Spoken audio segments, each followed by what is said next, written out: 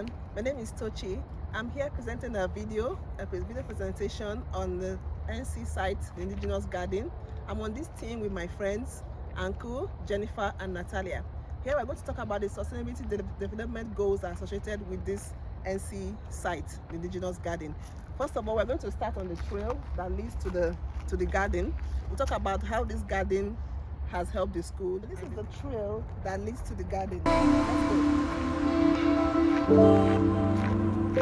So guys, we're here. Here is the Indigenous Garden of the NC College. As we can see on this board right here, it gives us a brief history of when the garden was created, the groundbreaking ceremony on December 15th, 2010. The garden was installed 20 years ago by a Niagara College student, graduate named Terry Sherwood. She's a member of the Oneida Nation of the Thames Turtle Clan. She took her knowledge of indigenous plants and applied it to the design of the garden. Indigenous garden practices ecological and economic sustainability because the garden is filled with plants, herbs, and crops native to the indigenous people of North America.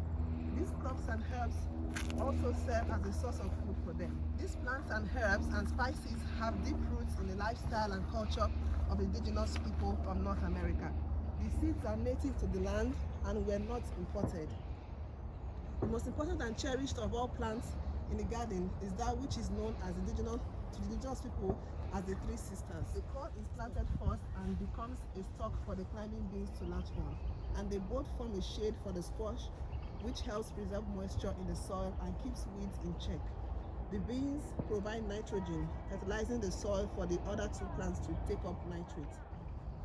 In terms of the indigenous garden and sustainability, optimizing the value of the Three Sisters plants could offer indigenous communities food and business opportunities that are connected to the traditions, while also providing an effective and sustainable method for preserving biodiversity on cropland. People are gradually advocating for home-cooked meals and strictly organic farm produce. Hence, indigenous people have always known how to harness the wind and the sun to grow crops. The Three Sisters plants provides the necessary nutrients needed from the soil, thereby leaving no room for the application of chemicals to help them grow. The Indigenous Garden was created to bring awareness for people to understand the different medicines and food that are used by the indigenous people and to honor indigenous students and communities throughout Niagara.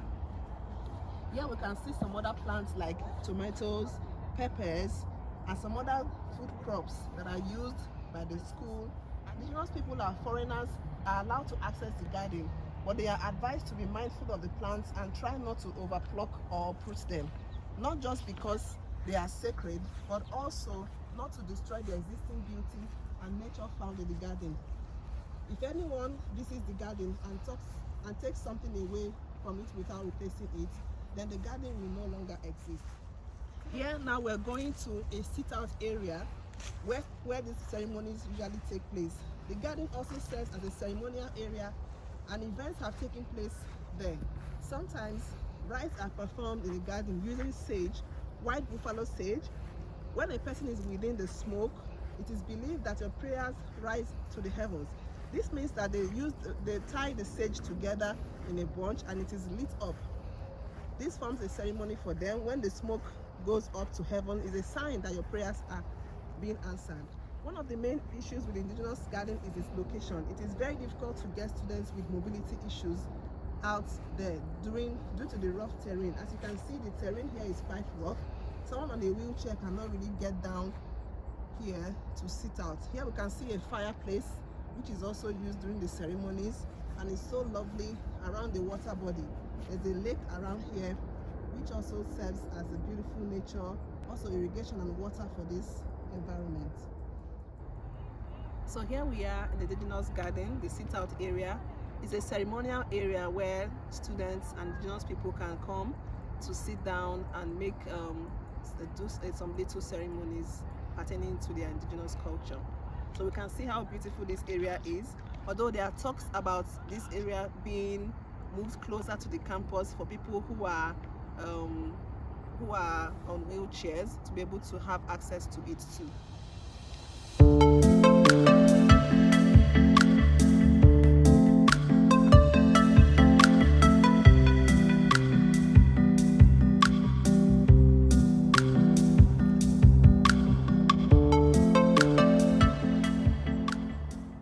guys, I'm going to pass on to my colleague Ankur, who is going to educate us more on the United Nations Sustainable Development Goals and how they are applicable to this indigenous garden. Thank you. Hello everyone, my name is Ankur.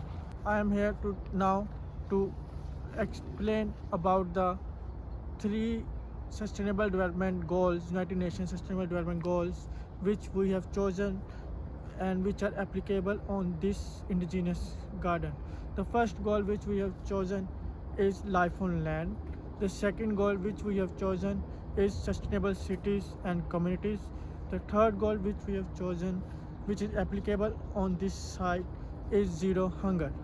So I'm going to explain one by one how these goals are applied by Niagara College faculty and students on this indigenous garden. The first goal is life on land. The garden has lots of plants and herbs planted by the faculty and students in the garden. So that plant helps in the pollination of seeds. It is near to the wetland and forest area, so there are lots of birds and bees which help in the pollination. Pollination is the example of life on land. This goal talks about plant life being a source of food for humans and also agriculture as means of economic sustenance. Without water and good habitat, it will be hard for plant and animal species to thrive on the earth. These plants also have to combat climate change. Another goal which we have chosen is that of sustainable cities and communities. So this garden is a very good example of that goal, because this garden is situated very near to the campus and it serves that purpose, that some amount of greenery is there along with the concrete structures in the city. But this tells us is that we better start now to make life sustainable for those in the city, so that they will access to good food and water in the years to come. This is a garden like that of ancient indigenous people. It provides secure for those in this community. A green public space for those living around the college. It has been doing it for years, and with good management it will continue to do so. The third goal which we have chosen is the zero hunger. As this garden have lots of plants planted, so this goal is applicable with this garden. The indigenous garden can be a perfect example to the world of the role indigenous people play in the agriculture sector, the sustainable methods they employ in the cultivation of plants, such as the Three Sisters, and how this knowledge is handed down from generation to generation. Applying the Three Sisters model can offer indigenous communities food and business opportunities that are connected to their traditions. This can decrease the hunger in the world. The indigenous seed keepers have played a major role in preserving these ancestral seeds that are scarce resources for future uses. If more interest can be shown in the agriculture sector and cultivation of different crops in a sustainable manner, the hunger rate in the world will reduce drastically, as this knowledge would be handed down from generation to generation, thereby providing job opportunities for the people, especially the women, and reducing the world hunger level. So these were the three goals which are applicable at the three sustainable development goals of United Nations, which are applicable on this indigenous garden located at Niagara College.